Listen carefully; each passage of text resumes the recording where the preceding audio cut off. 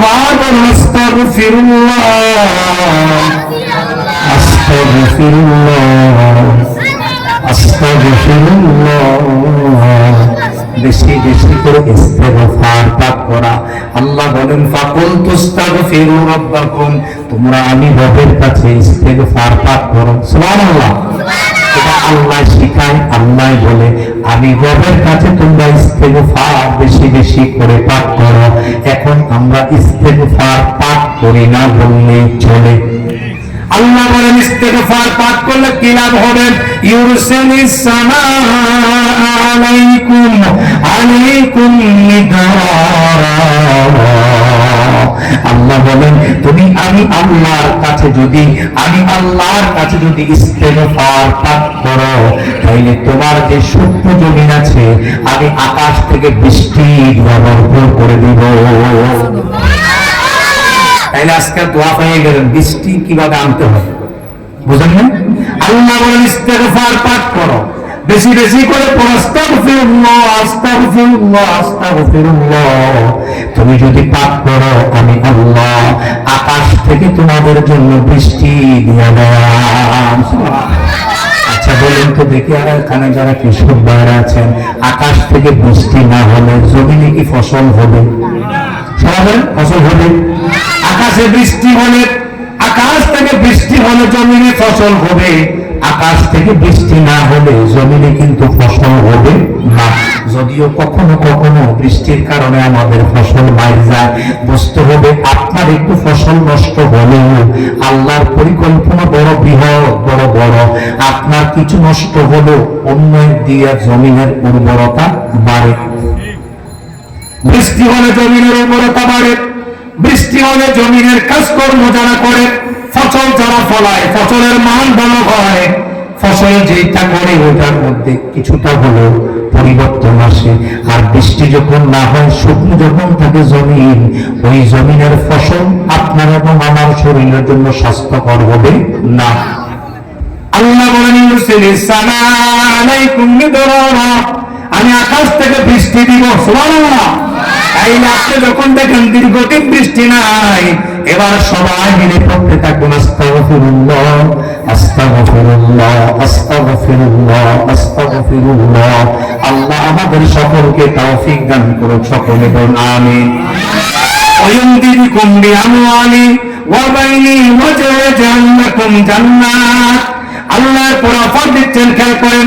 এক number offer দিলেন, তুমি যদি ইস্তেগফার পাঠ করো আমি আকাশ থেকে বৃষ্টি দিলাম। দুই নম্বরে অফার দিলেন ওয়ায়ুমদিদকুম বিআমওয়াল, বান্দা তোমার সম্পদ নাই, টাকার অভাব, পয়সার অভাব, ঋণগ্রস্ত হয়ে গেছো।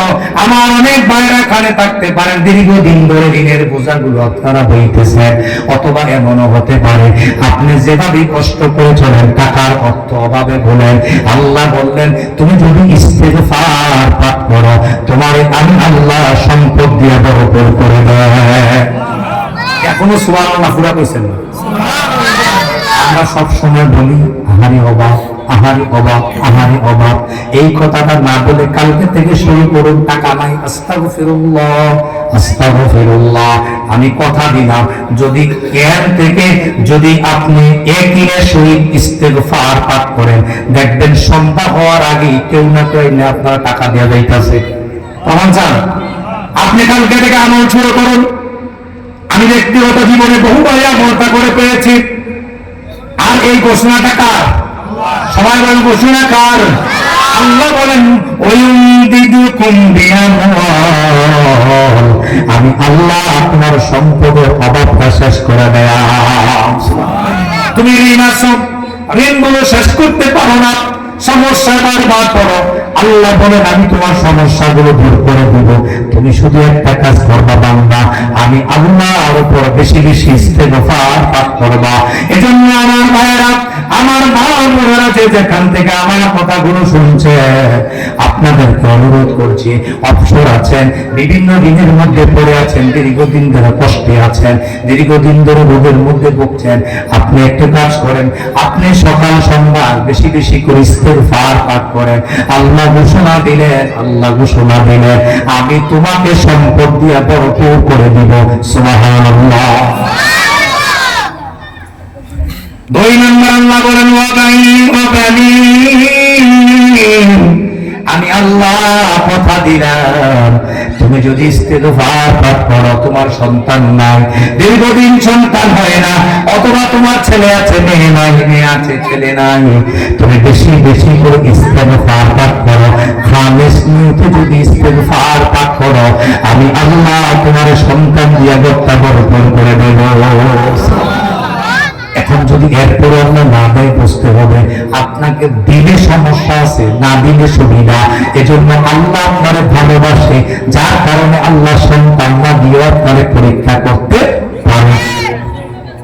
কিন্তু সন্তান নেই, দীর্ঘদিন ধরে সন্তান হয় না, অথবা আপনি কোন একটা সমস্যার কারণে সন্তানের বাবা সন্তানের মা হতে পারছেন না, আল্লাহ শিখাইয়া দেবেন না বেশি বেশি আমি আল্লাহর কাছে ইস্তেগফার পাঠ করো, তোমাদের যে সমস্যাগুলো আছে সমস্যাগুলো আমি আল্লাহ দূর করে দেব, তোমাদের দুজনকে বাবা মা বানিয়ে দিব। বলেছেন কে? সবাই বলেন বলেছেন কে? আল্লাহ বলেন সন্তান দিব, প্রথমে বললেন সম্পদ দিব, এক নম্বরে বললেন বৃষ্টি দিবেন, এরপরে বললেন আপনাকে বৃষ্টি দিবে, দুই নম্বরে সম্পদ দিবেন, তিন নম্বরে আপনাকে সন্তান দিয়ে ঘরটা বরকত করে দিবে আপনার প্রয়োজনের অভাবে। আল্লাহ আমাদের সকলকে কবুল করুক, সকলে বলুন আমিন। চার নম্বর আল্লাহ বলেন ওয়াজআলনাকুম জান্নাত, বান্দারে তুমি ইস্তেগফার পাঠ করলে শুধু এখানেই শেষ না, আমি আল্লাহ তোমার একটা জান্নাত দেব। খুশি না বেজার? শুধু আস্তাগফিরুল্লাহ সকাল বিকাল পড়বেন, এজন্য যদি আল্লাহ এতগুলো অফার দেয়, এতগুলো পুরস্কার দেয়, এই কথাটা পড়া দরকার আছে নাকি নাই? সবাই বলেন আছে নাকি নাই? প্রত্যেকে বেশি কষ্ট হয়, প্রত্যেকে বেশি সময় লাগে, হাঁটতে বসতে সব সময় আপনি না করতে পারেন।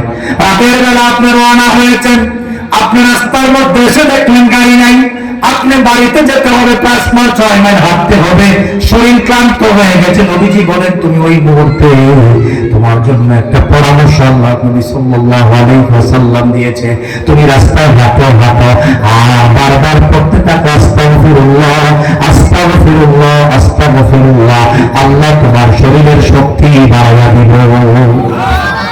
আবার বলেন আল্লাহ তাআলা এরপরে বলছেন জাত জাতি যারা ছিল, যারা পাথর কেটে তারা ঘর বানাইতো, কি কেটে? শক্তি কম না বেশি? জোরে বল। হাতের মুখ দ্বারা পাথর কেটে তারা ঘর বানাইতো, তাদের শক্তি কি কম না বেশি? আমরা এখন হাতুড়া দিয়ে আবার সেনা দিয়ে ফিরা দিল, পাথর থেকে ফিরে আসে, সাথে আবার দেখবেন 20 দিন মতো আগুনও জ্বলে। এর মানে হলো আমরা আমাদের সেনা দিয়ে যেটাকে খোদাই করতে পারি না, আর ওই জাতির লোকেরা হাতের নখ দিয়ে আসলাইয়া তারা পাথরের মধ্যে ঘর বানাইতো। আল্লাহু আকবার। তাদের কি শক্তি বেশি না কম? আমার চাইতে আমার চাইতে আপনার চাইতে? আমি তো এখন কাজ করতাম গেলে মাড়ির মধ্যে কোথায় লাগলে আমার হাতের নখ ভেঙে যায়। কথা কয় না?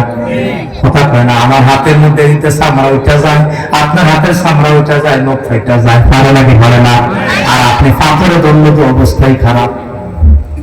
আল্লাহ নবী বলেন, আল্লাহ রাব্বুল আলামিন বলেছেন এই কথাটা, যদি ওই আদ জাতি এবং সামুদ জাতিদেরকে বলছেন যারা পাথর কেটে ঘর বানাও, তোমাদের জন্য মেসেজ হচ্ছে তোমরা যদি বেশি বেশি করে ইস্তেগফার করো, তাইলে তোমাদেরকে আমি আল্লাহ এর আরো শক্তি বাড়াইয়া দেব। শক্তির অভাব নাই। হাত দিয়ে যারা পাথর কাটে, পাথর কাটায় ঘর বানায়, তাদের শক্তির অভাব নাই। আল্লাহ মেসেজ দিলেন, ও গোলাম তুমি যদি আমি আল্লাহর উপর ইস্তেগফার করো, তাইলে আমি আল্লাহ আরো শক্তি বাড়াইয়া দিলাম। সুবহানাল্লাহ। আল্লাহর কাছে দোয়া করতে হবে, আল্লাহ তাদেরকে যদি শক্তি বাড়ায়